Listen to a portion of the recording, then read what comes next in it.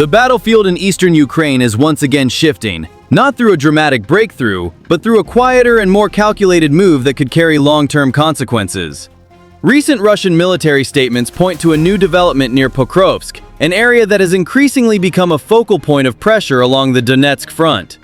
According to those statements, Russian forces claim to have taken control of the settlement of Svetloye in the Krasnoarmeysk direction. On the surface, this appears to be another small village changing hands, but in the context of the current war, even minor locations can carry strategic weight far beyond their size. The Russian military claims the advance was spearheaded by assault units from the 1,435th Motorized Rifle Regiment, operating under the 27th Guards Motorized Rifle Division within the Center Force Grouping. Calling out these formations is intentional, framing the action not as a random firefight, but as a deliberate and organized operation executed by designated assault forces. By emphasizing unit structure and command affiliation, the message being sent is clear.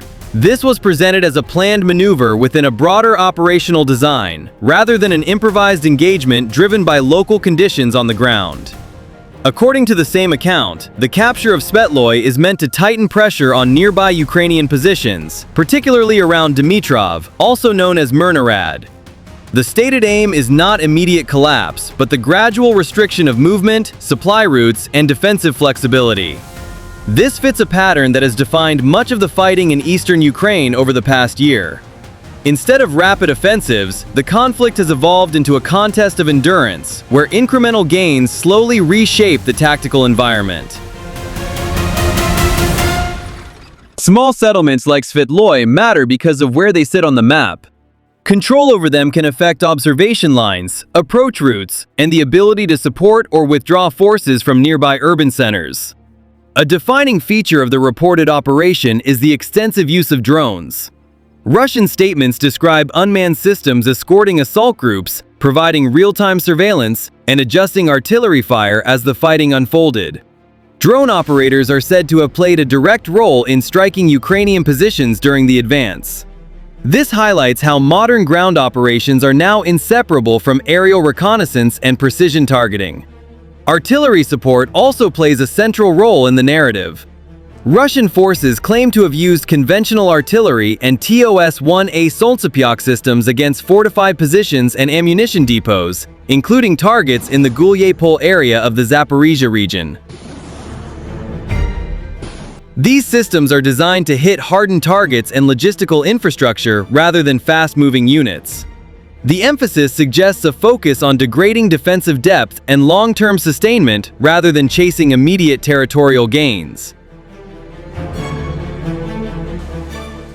From Moscow's perspective, such strikes are intended to reduce Ukraine's combat readiness by disrupting supply hubs, storage facilities, and command support nodes that allow frontline units to keep fighting.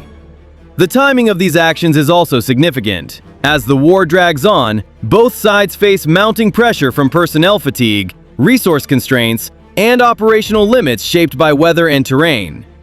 Ukraine's reaction to developments like this is typically cautious and measured. Official statements often avoid confirming territorial losses, instead describing movements as tactical withdrawals or controlled adjustments made to preserve combat capability. On the ground, Ukrainian forces continue to emphasize layered defenses, drone-based strikes, and precision attacks aimed at slowing advances and preventing encirclement, rather than launching large-scale counteroffensives.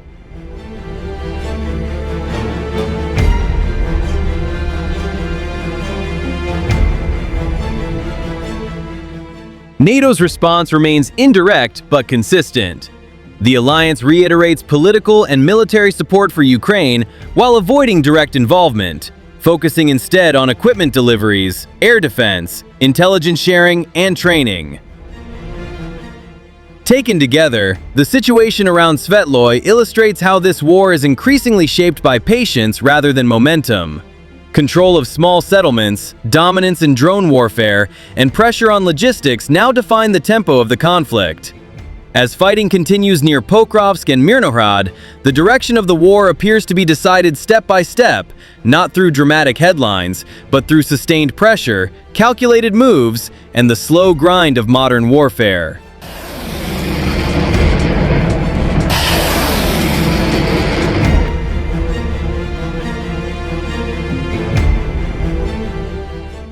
Beyond the immediate battlefield, developments like this also carry informational weight. Each claimed advance is not only a military action, but part of a broader effort to shape perceptions of momentum, control, and long-term viability. For Russia, highlighting structured assaults and incremental gains reinforces the idea that its campaign remains methodical and sustainable. Speed is less important than consistency, signaling confidence in a prolonged approach. These reports are also framed to emphasize discipline and coordination. By stressing unit roles, drone integration, and artillery support, the narrative projects planning and control rather than chaos. Ukraine, meanwhile, operates under a different strategic calculation. Avoiding decisive encirclement can be more important than holding every position, especially when preserving experienced personnel matters more than terrain. This creates a battlefield dynamic where movement does not automatically mean collapse. Lines shift, pressure builds, but outcomes often unfold gradually over weeks rather than days. The expanding role of drones further compresses decision-making. Reconnaissance, strike coordination, and rapid damage assessment reduce reaction time and increase the cost of mistakes on both sides. As a result, even small advances can trigger disproportionate responses. A single village may become the focus of intense surveillance, sustained fire, and countermeasures well beyond its apparent value. Logistics remain a decisive factor beneath the surface.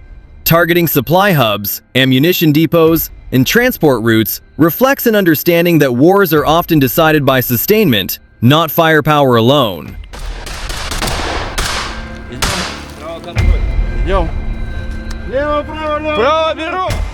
Over time, this pressure accumulates. When supply chains are strained and rotations disrupted, defensive positions can weaken without a single dramatic engagement deciding the outcome.